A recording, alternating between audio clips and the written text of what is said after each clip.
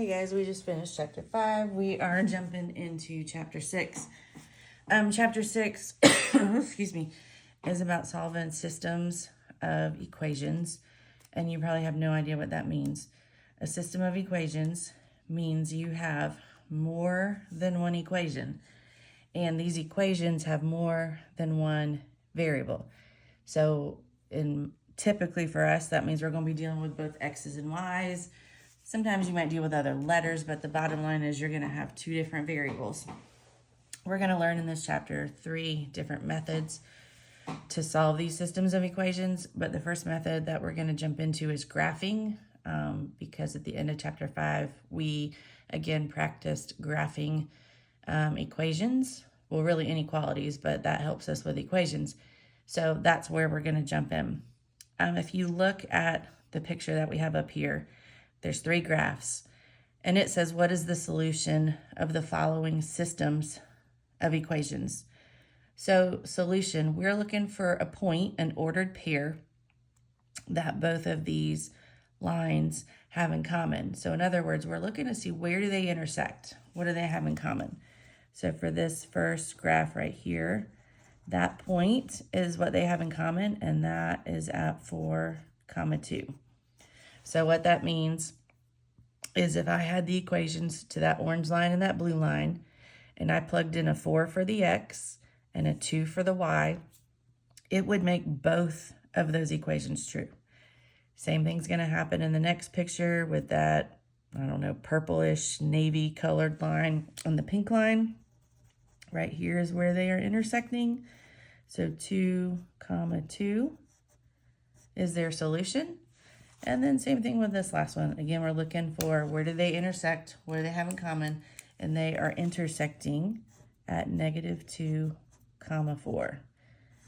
Those 3 examples are what we call consistent independent systems. So they're independent because when we graph them, we get 2 different lines, and they're consistent because they intersect with one another. So that's those consistent and independent systems, we get one solution. So example number 1 says to decide whether the ordered pair is a solution. Now we kind of did something like this at the end of chapter 5, so I'm hoping this is going to be real easy for you starting chapter 6. We're going to plug in a -4 for the x and a -2 for the y. The key is it has to make not just this top equation true, but it also has to make the bottom equation true. So we have to get a yes for both of these in order to say that this is yes, a solution. So I'm going to start off with that first equation. We have -x plus y equals -2. And here's where this point comes in. I'm using the -4 for the x. I'm using the -2 for the y. And again, I'm going to put a little question mark right there above the equal sign because that's what we're trying to figure out. So these double negatives are going to turn that into a +4. Back here, we still have this -2. And if we add +4 plus -2, we get 2. And right away, we have a problem because +2 does not equal -2. So if I already get a no for the top equation, I don't need to bother testing the bottom equation because remember, in order for it to be a solution, it has to work in both. And I've already found out it doesn't even work in the top. So I'm going to say that this is not a solution. Now remember, we're not saying no solution. No solution means nothing works. We haven't proven that. All we've proven right now is that this one point does not work. All right, we're going to try that again for example number 2. So this time we have an x value of 4 and a y value of -1. I'm going to start off with that top equation. We have 3 times x plus y. We want to figure out if that equals 11. We're plugging in a 4 for the x and a -1 for the y. 3 times 4 is 12. We get 12 plus -1. 12 plus -1 is 11. And so far we're good to go because it makes it true. 11 does in fact equal 11. So we're good with the top equation. Now we're going to try the bottom. So we have x minus 2 times y, and we want to figure out if that's going to equal 6. We're still plugging in a 4 for the x and a -1 for the y. So we get 4. Right here, we're going to do some multiplication. -2 times -1 is +2. And when we add 4 and 2 together, we get 6. And that gives us another true statement. 6 does equal 6. So because we got yeses for both of the equations, we're going to be able to say that 4, -1 is a solution.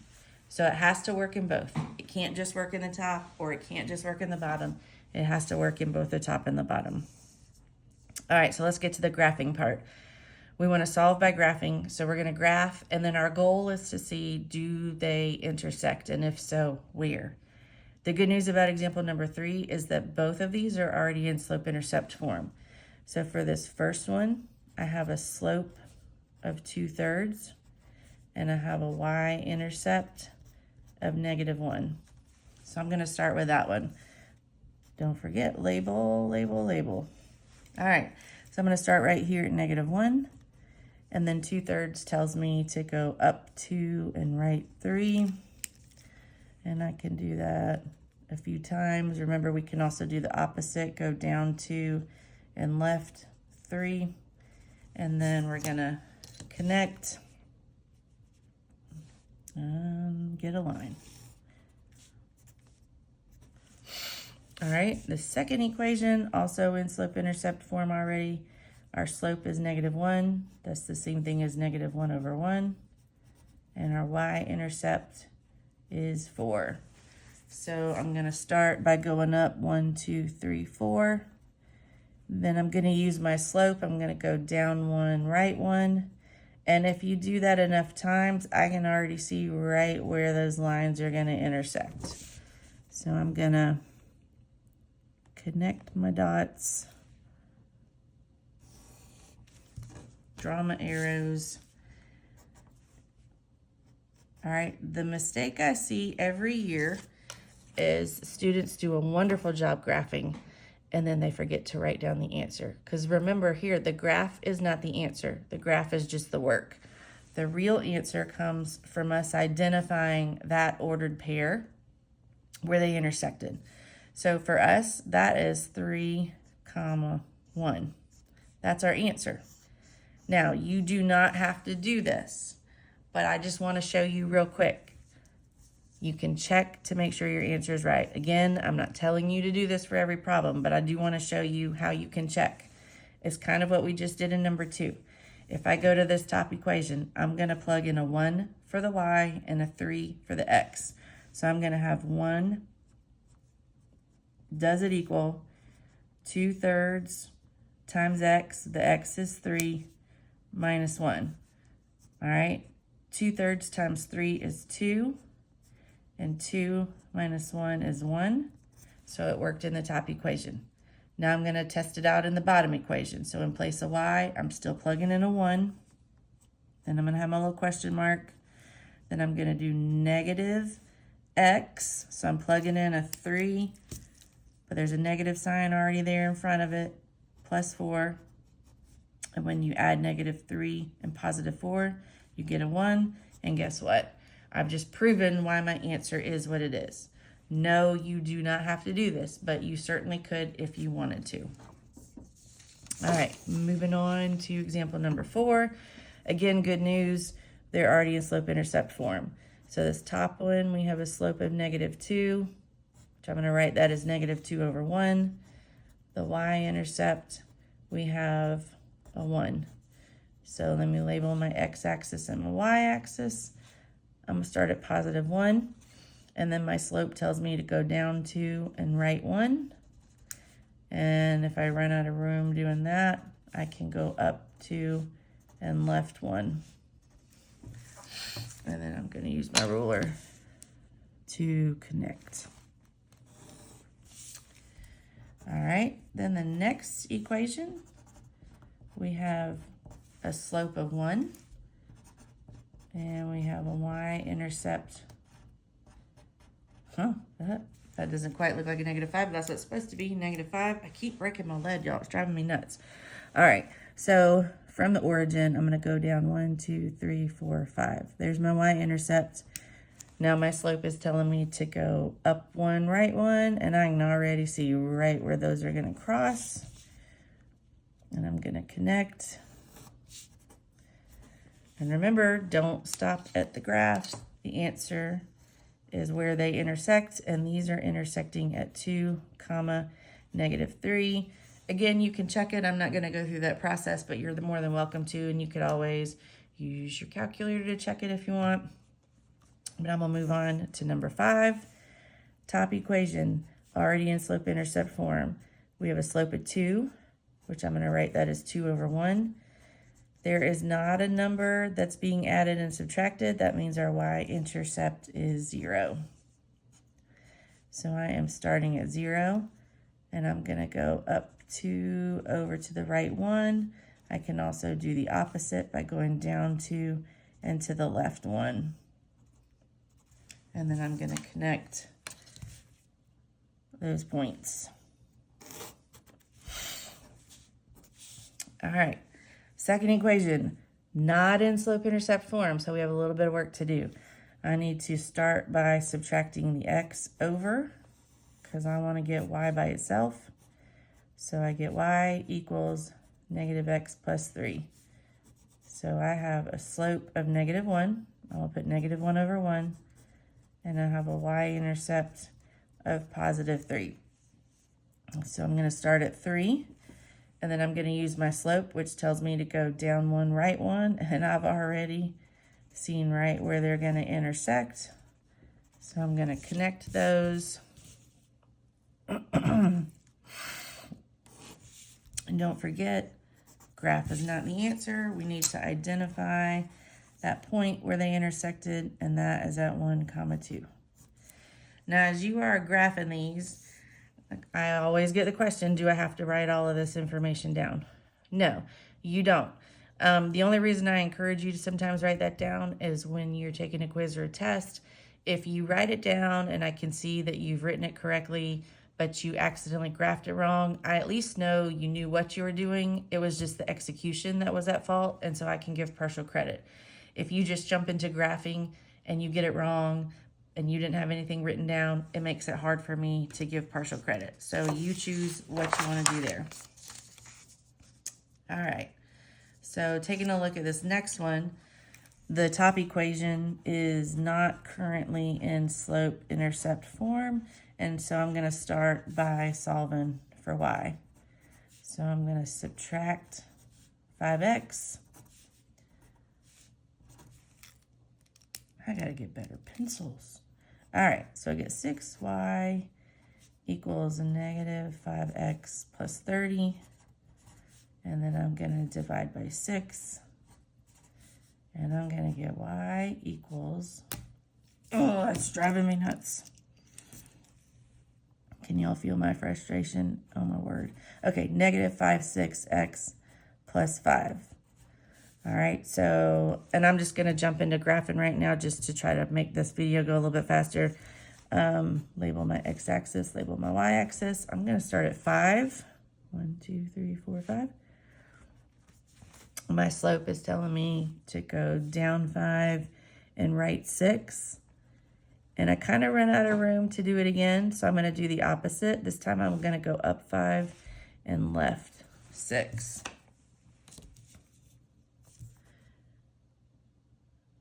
All right, there's my line. Second equation was good to go. It's already in slope-intercept form. So it starts at -2, and then it has a slope of 1/3. So I'm going to go up 1, right 3, up 1, right 3, up 1, right 3, and I've already seen right where they're going to intersect.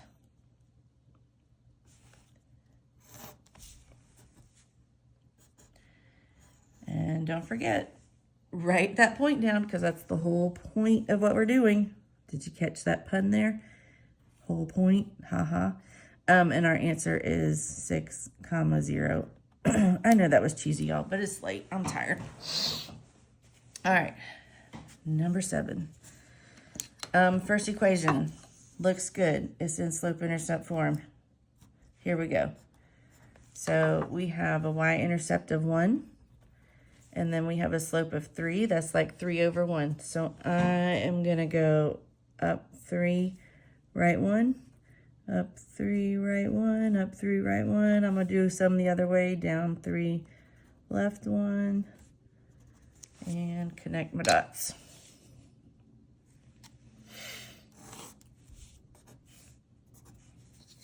All right, bottom equation, not in slope-intercept form. So I got to solve for y, and I'm going to do that by adding 3x on each side. And I'm going to get y equals 3x minus 4. So if I graph that, I'm going to start off at -4 on the y-axis. So 1, 2, 3, 4 down. And then my slope is 3. And so that's going to have me going up 3, 1, 2, 3 over 1, up 3 over 1. I can also do the opposite, down 3 to the left 1. What do you notice? Well, first of all, before I even graphed the line, the second line, when I saw that my slope was a 3, I already knew these were going to be parallel lines. Remember in a previous chapter, we learned that parallel lines have the same slope. So even before I graphed these, I knew what I should be getting. And now I did get it, parallel lines. Are these lines ever going to touch? No, that's what parallel lines are. They're 2 lines that never touch. So if they don't touch, do they have any points in common? No. So our answer here is no solution. There is no point that we're going to be able to plug into both of these equations to make them both true. I might make the top true, I might make the bottom true, but I'm definitely not going to make both the top and the bottom true. That's what happens when you have parallel lines. They don't ever meet. All right, number 8. Got a little bit of work to do. So this top equation, definitely not in slope-intercept form. So I'm going to start by moving that x over. And now I have -2y equals -x plus 6. And then I'm dividing everything by -2. And I get y equals, careful here, there's nothing in front of the x. Well, there's a negative, but just remember there's a 1 understood to be there. And so that negative divided by another negative is going to turn that into a positive. So that's going to be a positive 1/2 x. And then behind it, positive 6 divided by -2 is -3. So label my x-axis, label my y-axis. I'm going to start with a y-intercept of -3. So I'm going 3 spaces below 0. And then our slope is 1/2. So I'm going to go up 1, right 2. And I can also do the opposite and go down 1 and left 2. I hope I'm not getting sick, but my throat hurts. This is no bueno. Okay, there is, oh, this lead. Okay, there's my line. Sorry, I'm complaining, y'all. Bottom equation, almost solved for y. I just got to get rid of that 4. the lead, why? Okay, dividing by 4. So I get y equals, all right, 2 over 4 reduces to 1/2. So 1/2 x. Then behind it, I'm going to have minus 12 divided by 4 is 3. Look what happens. I have a y-intercept of -3 right there. My slope is telling me to go up 1 over 2, up 1 over 2, up 1 over 2. If I plot those points, I'm just going on top of the points that I already have. Which means, and look at these equations, you can tell this, they're going to give us the exact same line. So what does our solution look like? Well, first of all, it's not no solution. No solution means there's nothing in common. These have a lot in common because I started here and then I put a point on top of another point on top of another point on top of another point. And these arrows mean that this line goes on forever in both directions. So I would continue to put point on top of point on top of point. So this is kind of like what we know as all real numbers, but we cannot call it all real numbers in this particular circumstance. So what we call it is infinitely many solutions. Infinitely many solutions. So let me explain that. Infinitely means that we have an infinite amount of solutions. It never ends, because remember we said the line continues to go on forever and ever and ever. So like this point right here, this is 2 comma negative 2. If I plug in the 2 and the negative 2 in for x and y, guess what? It works in both of those equations because they're both the same equation. If I plug in this point right here, which is 1, 2, 3, 4, 5, 6. Okay, 6 comma 0. Guess what? It's going to work in both equations. So every point that lies on this line is going to work in both of the equations. That's why it's called infinitely many solutions. So it's not all real numbers, and that's easily mixed up because it's kind of the same idea, but yet it's not really.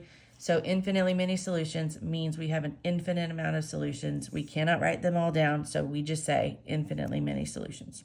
That is always going to be if you have a line that lies on top of another line. That is infinitely many solutions. All right, number 9, word problem. We're going to have them in this chapter. Go ahead and be forewarned. It says the cost to join an art museum is $60. If you're a member, you can take lessons for $2 each. But if you're not a member, lessons cost $6 each. Which system of equations can be used to find the number x of lessons, after which the total cost y of lessons with a membership is the same as the total cost of lessons without a membership? This one is real wordy. Let's just go back to the first few sentences, okay? It says the cost to join an art museum is $60. Are you going to pay that $60 every month or every day or every year? No, it just says the cost to join is $60. That is a one-time fee, okay? That's kind of like y-intercept. Remember, I'm constantly telling y'all your y-intercept is like your starting point. So we're starting by paying the museum $60. We don't have to pay it again. However, if we want to take art lessons, we do have to pay, but this time, as a member, we only have to pay $2 each. So the 60 is the y-intercept. It's our starting point. We pay it once and we're done.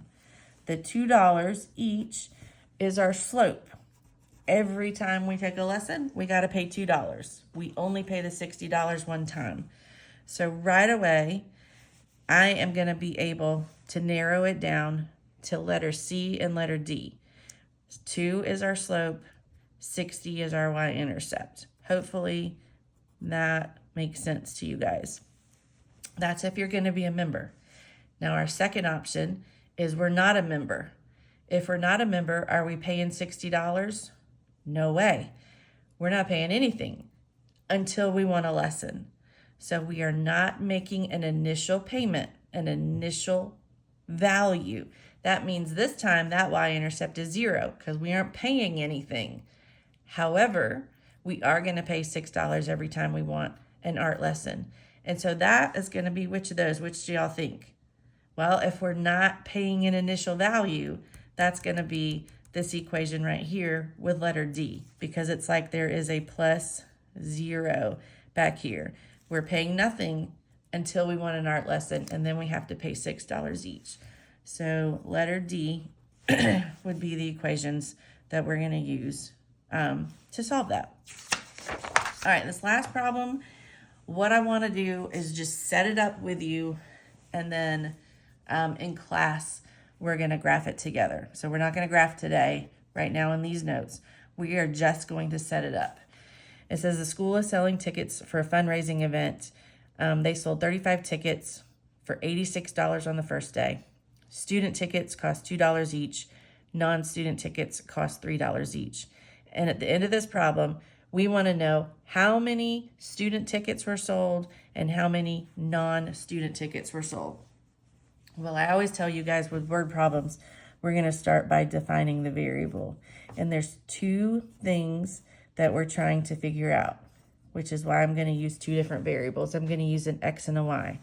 We want to find out how many, so number of student tickets did they sell.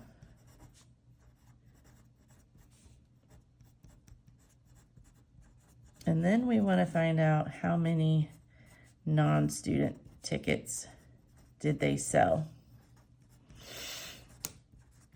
So oftentimes, if you go to the very end of the word problem where they ask the question, that's where you're going to find out what you want your X and your Y to be. That's what we're looking for. Now, the thing that jumps out at me is I see numbers. It's a math problem. Duh, right? But here's what's important. I see a 35, an 86, a 3, and a 2. But three of those numbers have something in common, and hopefully that has jumped out to you. The 86, the 2, and the 3 all have dollar signs. I think I broke my lead again. Pretty sure it's going to pop off. Yep, sure did. All right, that means one of my... This is ridiculous. All right, one of these equations is going to be a money equation because those numbers have a dollar sign. So $2 for every student ticket. Now we just called the student tickets X. So every time an X is sold, it costs $2. So that's 2 times X.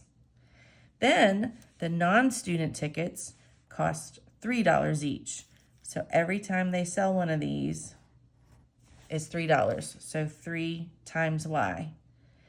And together, at the end of the first day, they made $86. This is our money equation. This is our student tickets times $2 plus our non-student tickets times $3 equals a total of $86. Once you've used those numbers, we cannot use them again. So they are not going to be in another equation. That money equation has used those numbers and we're done with that. That leaves us with one more number, which is the number 35. It doesn't have a dollar sign, but what word does it have behind it? It has the word tickets. So we're going to have a ticket equation.